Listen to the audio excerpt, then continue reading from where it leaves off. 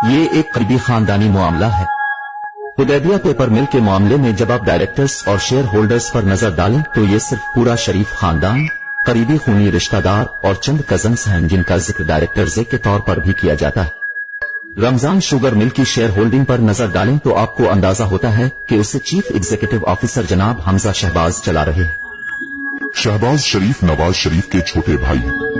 वो पंजाब असेंबली के रहनुमा थे जबकि उनके भाई वजीर आजम थे।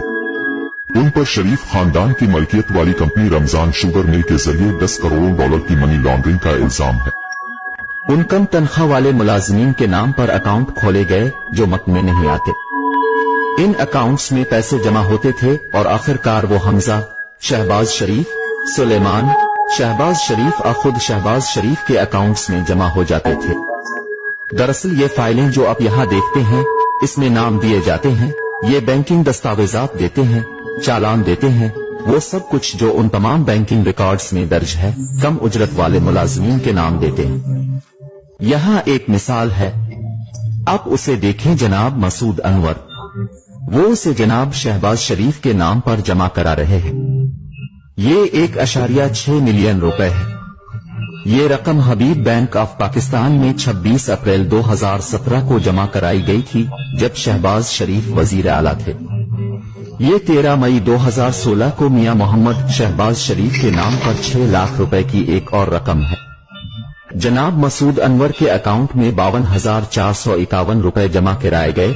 1 करोड़ रुपए और 90 लाख रुपए मसूद अनवर ने मिस्टर शहबाज शरीफ के अकाउंट में जमा करवाए। अब आप पूछ सकते हैं कि मसूद अनवर कौन है? वफाकी तहकीकाती इदारे FIA की जानिब से की जाने वाली इस तहकीकात के मुताबिक मसूद अनवर थे शरीफ खानदान का निचले दर्जे का मुलाजिम।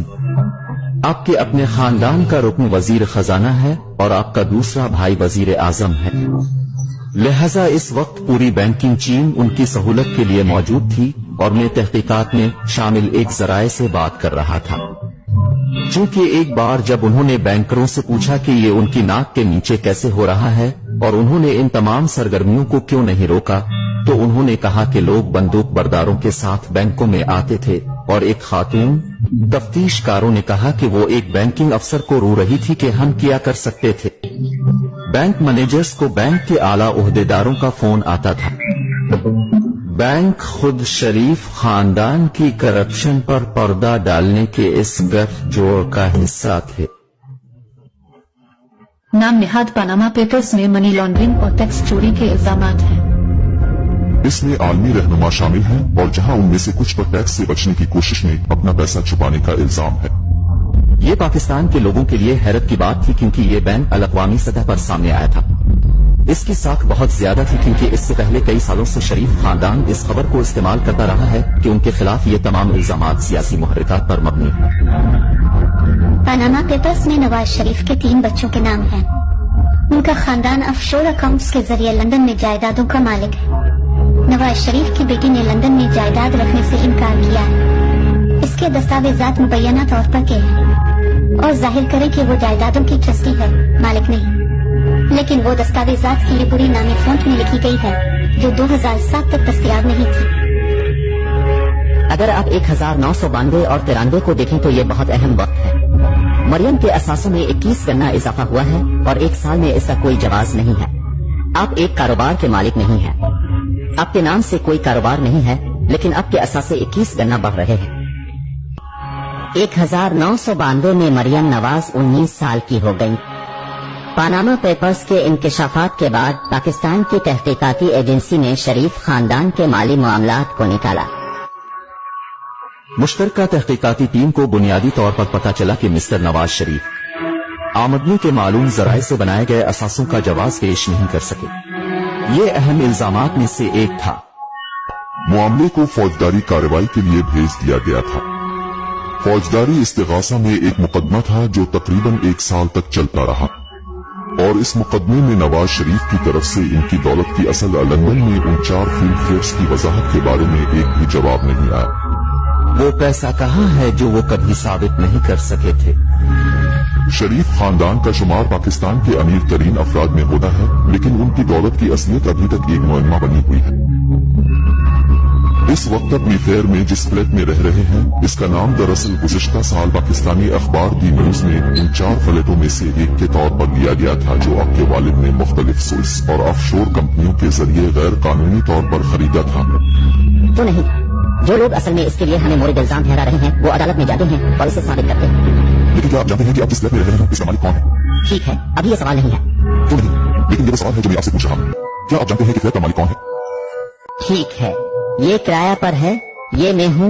मैं किराया की बुनियाद पर फोन कर रहा हूँ, जो हर चौथाई पाकिस्तान से आता है। आप उसे ज़ाती तौर पर किराया पर दे रहे हैं या पैसा पाकिस्तान से आता है? पैसा पाकिस्तान से आता है। मैं अपने वालिदैन के साथ रहने वाले किसी भी दूसरे तालिब इल्म की तरह हूँ। मुझे हकीकत में ये जानने की जरूरत नहीं है कि हकायक क्या है और फ्लैट्स का मालिक कौन है और कौन किराया अदा करता है और कौन मेरे गुजर बसर के लिए अदायगी करता है।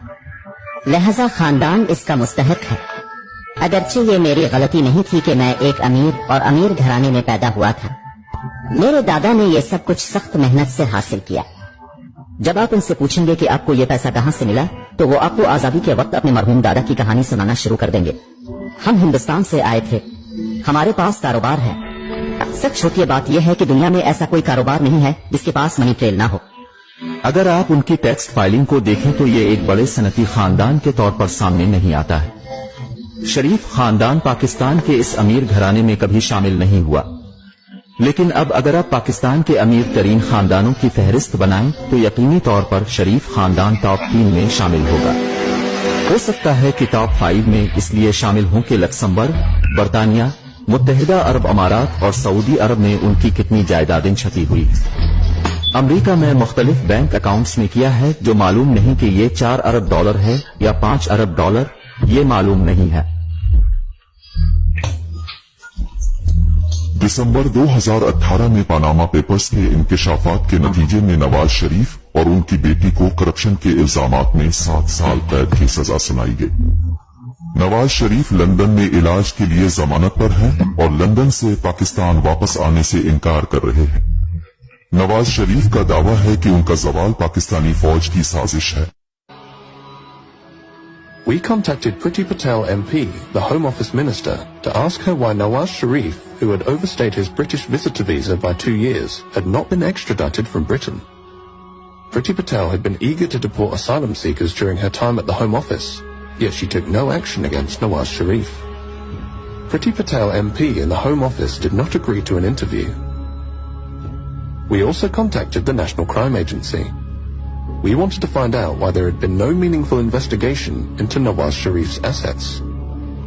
The NCA did not agree to speak to us.